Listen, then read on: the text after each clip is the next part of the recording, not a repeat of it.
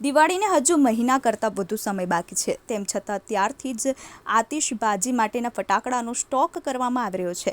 ત્યારે વરાછા પોલીસે રહેણાંક વિસ્તારમાંથી ફટાકડાનું ગોડાઉન ઝડપી પાડ્યું હતું। રહેણાંક વિસ્તાર વગર પરમિશને ફટાકડાનો જથ્થો સંગ્રહ કરવામાં આવ્યો હતો। વરાછા પોલીસે બાતમીના આધારે રેડ કરી હતી અને રેડ દરમિયાન 95 લાખથી વધુના ફટાકડા કબજે કર્યા હતા। આ સાથે સમગ્ર ગોડાઉનને સીલ કરી દેવામાં આવ્યો હતો। આગની બનતી ઘટનાને પગલે પોલીસે કાર્યવાહી કરી હતી। ફટાકડાનું ગોડાઉન ચલાવતા ઈસમો પાસે કોઈ પરમિટ પણ ન હતી। હાલ તો પોલીસે 2 સગા ભાઈઓની ધરપકડ કરી છે, જ્યારે એક ભાઈને વોન્ટેડ જાહેર કર્યો છે।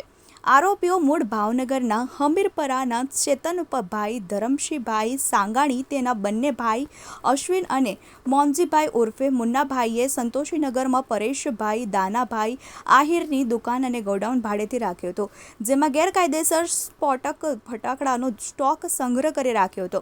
ફાયર સેફ્ટીના સાધનો નહીં રાખી લોકોની જિંદગી જોખમમાં મૂકી હતી। આ અંગે વરાછા પોલીસને બાતમી મળતા રેડ કરી હતી, જેમાં સ્ફોટક પદાર્થ અલગ અલગ કંપનીના ફટાકડાના ખાકી કાર્ટૂન અને અલગ અલગ કંપનીના છૂટક ફટાકડા અંદાજે 95.17 લાખનો જથ્થો મળી આવ્યો હતો। આ દુકાન અને ગોડાઉનનું 75,000 રૂપિયા માસિક ભાડું ચૂકવવામાં આવતું હતું।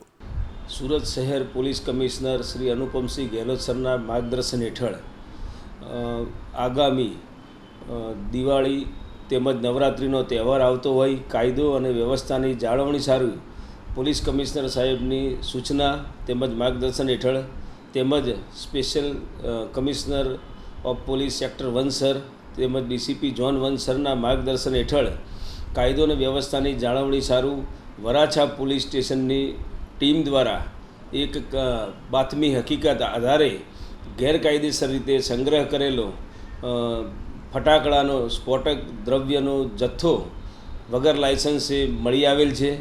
આ બાબતે વરાછા પોલીસે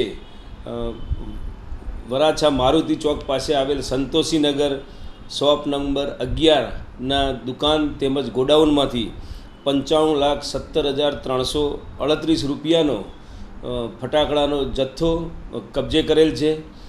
આ જથ્થો રાખનાર 2 ઈસમોની પણ એક્સપ્લોઝિવ એક્ટ તેમજ માનવ જિંદગીને જોખમ કરતા જે નવા BNSના કાયદાની હેઠળ કાર્યવાહી કરી અને ધરપકડ કરવામાં આવેલ છે।